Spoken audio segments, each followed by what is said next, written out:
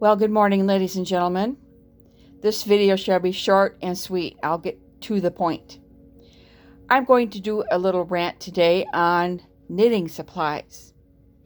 I know this is kind of odd, but I'm really tired of going on Facebook and people saying, I ran out of yarn for my project. Well, the problem is you didn't plan for the project. You dove into it with yarn that you had on hand, but you did not look at the long-term picture. You had a few skeins of this color in your basement, and then you decided you're going to make an afghan out of it. Well, this is the problem. Okay, I'm going to show you this yarn band.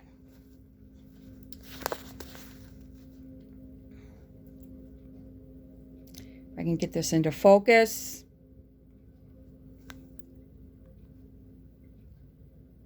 Okay, this is Red Heart yarn. You'll see that the band has 2 numbers on it. The numbers are your dye lot.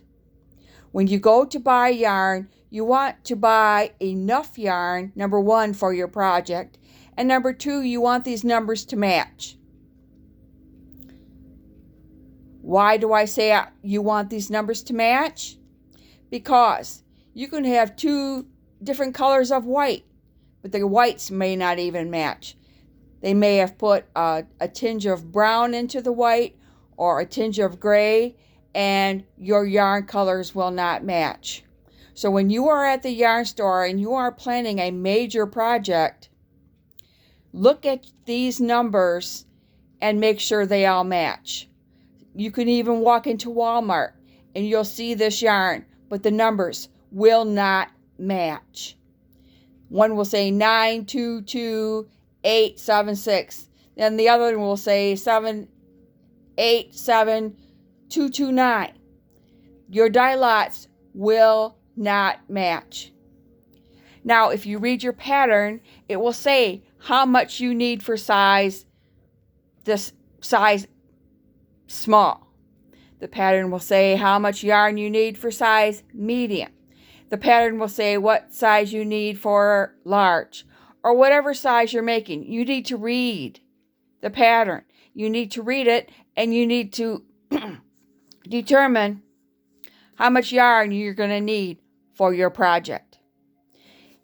You can even buy an extra skein. I have taken yarn back to Hobby Lobby, and they have taken it back.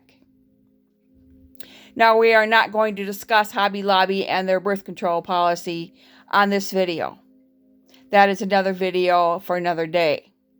But I'm telling you, I am very tired of seeing, oh, I don't have enough yarn to finish my project. And sometimes you can go on eBay and find more of the same yarn. Sometimes you can go on Ravelry, www.ravelry.com, and you can find more of the same. But to save yourself the heartache of looking for this yarn, you need to buy enough to finish your project. Buy an extra skein and then take it back if necessary.